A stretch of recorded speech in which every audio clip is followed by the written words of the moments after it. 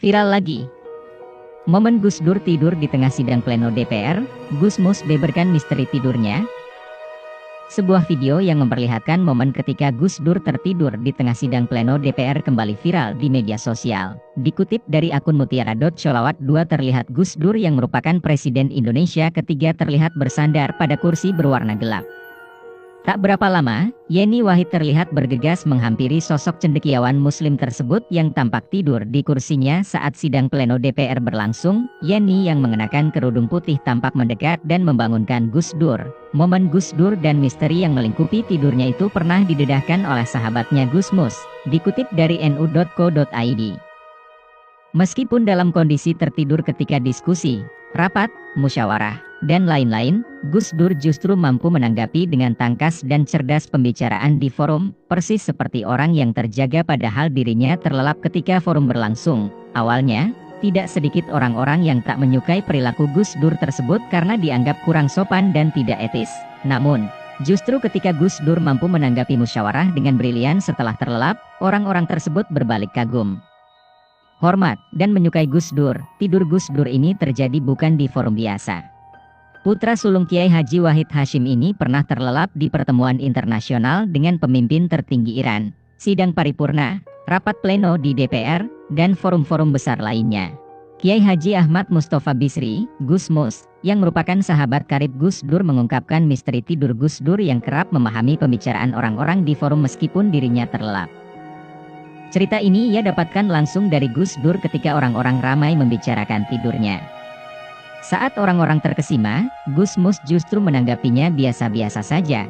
Tidak ada yang aneh, tidak ada juga yang tak masuk akal perihal misteri tidur Gus Dur ini. Pengasuh pondok pesantren Raudlatut Halibin Leteh, Rembang ini mengungkapkan bahwa kecerdasan Gus Dur justru terletak pada kesiapan dirinya menghadapi forum-forum besar. Tak ada yang aneh jika Gus Dur bisa seperti itu. Tak ada yang tak masuk akal. Gus Dur punya siasat dan bisa dipahami. Manakala menerima undangan untuk diskusi, seminar, simposium, dialog, atau konferensi, dan sejenisnya, Gus Dur lebih dulu mencari tahu siapa saja pembicaranya. Lalu Gus Dur mempelajari pikiran-pikirannya, perspektifnya, dan gagasan-gagasan yang pernah disampaikannya, baik dalam karya-karya tulisnya maupun ceramah-ceramahnya. Nah, dari membaca semua itu, Gus Dur menangkap apa yang akan dibicarakan dan disampaikan para pembicara atau narasumber itu kelak. Terang Gusmus menirukan Gus Dur, paling-paling tak jauh dari itu juga. Kiai Haji Husein Muhammad, Gus Dur dalam obrolan Gusmus, 2015. Fenomena Gus Dur ini dalam perspektif ilmu sastra dan retorika ada teori bernama Bara'ah al-Istihlal.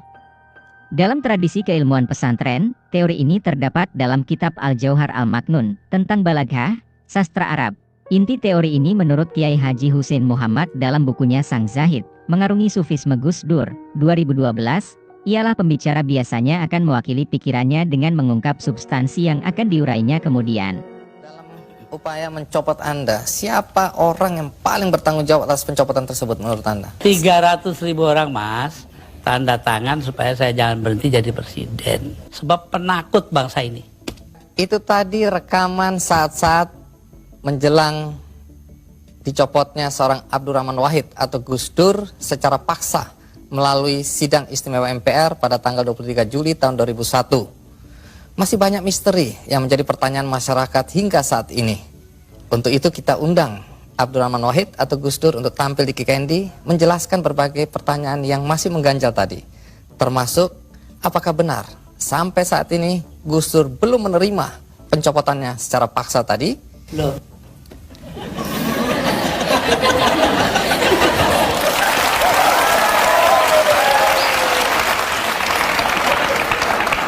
Jadi, Gus Dur, tadi itu ringkasan dari peristiwa detik-detik terakhir Anda mengundurkan diri atau mundur atau dimundurkan.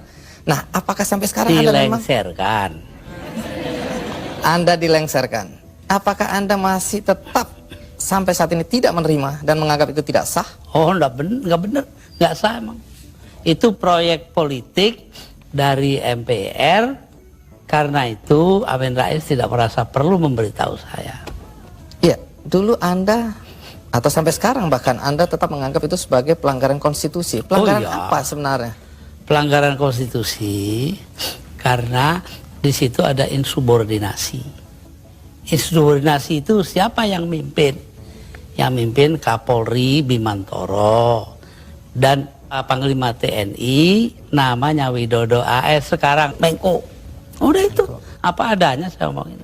Tapi begini Gus, setelah Anda merasa itu tidak sah, tapi toh kenyataannya Gus Dur digantikan oleh Megawati, kemudian sekarang kita punya presiden namanya SBY, semua berjalan normal saja. Lalu apa negatifnya bagi bangsa dengan pencopotan Anda tadi? Bukan soal bangsa, ini soal hukum. Saya dilengsarkan secara politis. Secara hukum belum pernah dibuktikan saya bersalah. Yang bersalah bahkan pansusnya DPR yang dipimpin oleh sekarang Menteri Sosial Bakhtiar Hamzah. Yaitu menurut undang-undang pansus-pansus itu harus tutup pintu supaya nggak didengar orang dari luar. Tapi oleh Bakhtiar Hamzah dibuka 10 cm, di situ berjejer-jejer lah tipnya wartawan. Nah kan, jadi semua yang ada dalam sidang diketahui dunia luar. Itu pula yang membuat saya, oh ya kalau gitu mereka maksudnya melengsarkan saya dengan segala cara. Hukum nggak hukum.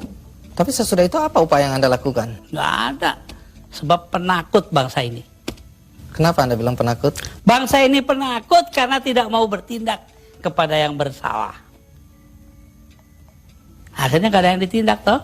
Tapi sekian tahun sudah berlalu Gus, untuk apa rasa penasaran, perasaan? Loh, saya nggak pernah itu terserah bangsa Indonesia. Saya itu memaafkan semua, sampai istri saya marah kepada saya karena saya pergi ke rumah Megawati. Tapi kenapa Anda lalu ke Megawati kalau memang Anda marah dan kecewa? Saya nggak marah, yang mestinya marah itu bangsa ini. Mereka diam aja lah, kenapa saya jadi ribut? Saya nggak mau ribut. Baik, Gus Dur. Tapi disuruh memandang itu benar, nggak bisa dong. Orang kan ada batasnya, antara benar dan salah. Jadi yang benar dalam hal ini istri saya.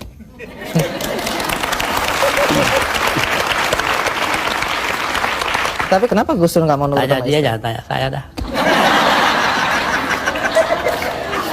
300.000 orang mas tanda tangan supaya saya jangan berhenti jadi presiden, tahu? Tapi saya bilang, daripada bangsa ini pecah dalam pertempuran, darah mengalir karena saya, mendingan saya lengser aja deh. Nah itu. Tapi omongan ini kan dibilang omongan ngawur Gus, karena faktanya ketika Anda bilang nanti jutaan orang akan datang masuk Jakarta, orang-orang dari Jawa Timur, begitu ditunggu-tunggu nggak datang. Saya yang nahan kok.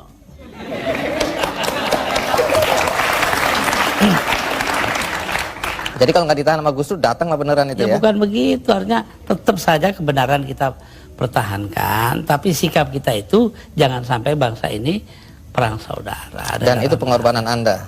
Ya, bagi saya bukan korban, biasa aja.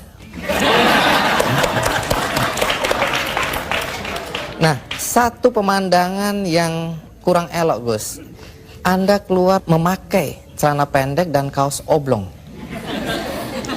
Banyak orang bilang itu tidak pantas sebagai presiden Anda tampil seperti itu.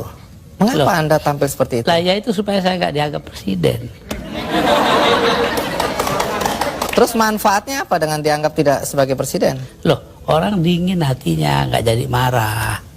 Tapi Gus Dur, dalam upaya mencopot Anda, siapa orang yang paling bertanggung jawab atas pencopotan tersebut menurut Anda? 2. Siapa? Amin Rais dan Megawati. Mengapa? Hah? Tanya sana dong, gue tanya. Nah, kalau memang Megawati dan Amin Rais dianggap orang yang paling bertanggung jawab atas pencopotan Anda, apakah Anda dendam sama mereka? Nah, ngapain dendam sama Amin?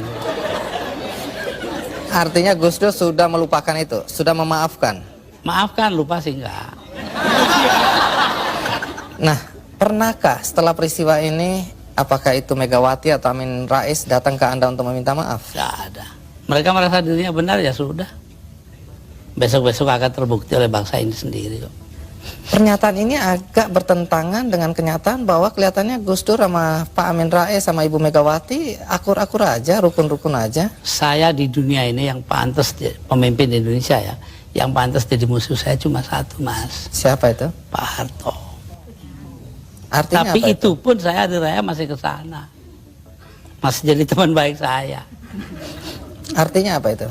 Artinya saya nggak punya musuh dong di Indonesia.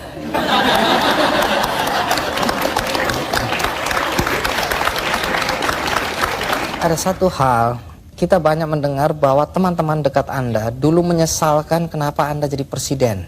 Anda sebenarnya lebih layak menjadi guru bangsa, nggak usah ikut campur dalam perpolitikan yang nggak jelas itu. Saya diperintah oleh 5 orang sesepuh saya. Itu saja, kalau mereka memerintahkan apa saja masuk api. Tanpa perlu berpikir. Tanpa perlu berpikir. Kenapa begitu? Loh, Selain sesepuh saya itu ini orang pesantren disuruh nurut orang tua. itu nggak bisa ditawar itu Gus. Nggak bisa ditawar. 5 orang itu, saya nggak sebut namanya. Ya, Gus Dur, dalam 20 bulan sebagai presiden, prestasi apa saja sih yang sudah dicapai? Saya itu menjadi presiden di saat Indonesia menghadapi bahaya akan terurai. Kelompok-kelompok separatis ada di mana-mana. Jadi saya berangkat keliling-keliling dunia itu 80 kali dalam 20 bulan. Jadi 4 kali 1 bulan. Itu tugas saya cuma satu. Apa? Yaitu membuat supaya integritas wilayah Indonesia ini tetap. Itu aja, nggak ada pikiran lain kok saya. Tapi ada yang menuduh. Dan ternyata berhasil toh. Kita tetap satu negara hari ini. Jadi Gus Dur merasa itu karena jasa Gus Dur? Bukan, artinya tugas saya begitu. Perkara saya berjasa itu soal kedua. Tapi ada yang menuduh bahwa Gus Dur ini sebenarnya menggunakan aji mumpung. Mumpung jadi presiden, dibayari negara, keliling jalan-jalan. Allah nanti sejarah akan membuktikan. Tapi Gus Dur, perjalanan Anda itu menelan biaya sampai 52,7 miliar. Ya, tapi eksistensi Indonesia sebagai satu negara harganya jauh lebih tinggi. Jadi nggak bisa dipersoalkan itu biaya. Nggak bisa dipersoalkan. Loh, kalau enggak kan udah dipakai oleh orang-orang brengsek itu.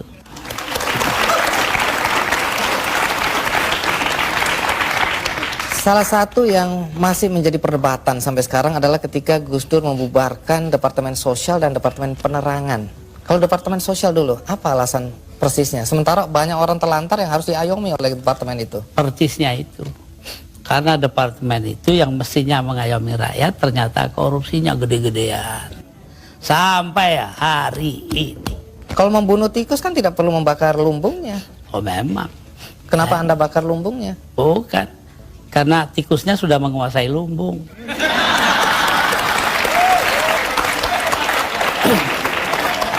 Depan dibubarkan. Kalau Depan jelas.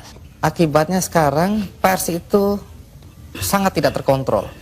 Begini Bahkan pornografi sekarang merajalela. ya. Betul. Itu dosa Anda loh. Enggak dong. Dosa yang nyarin. Saya diapa-apakan itu saya bekerja menurut ketentuan Undang-Undang Dasar. Undang-Undang Dasar menjamin kebebasan berpikir. Dan itu hanya mungkin kalau Depan nggak ada. Sekarang nggak ada kebebasan berpikir. Tapi kalau kebebasannya seperti sekarang nggak ada yang kontrol, Gus. Loh, Siapa ya aja bisa. kita kontrol nanti dong. Siapa yang mengontrol? Ya antara kita aja. Kenapa sih masyarakat juga penting peranannya kok? Memang hanya pemerintahan.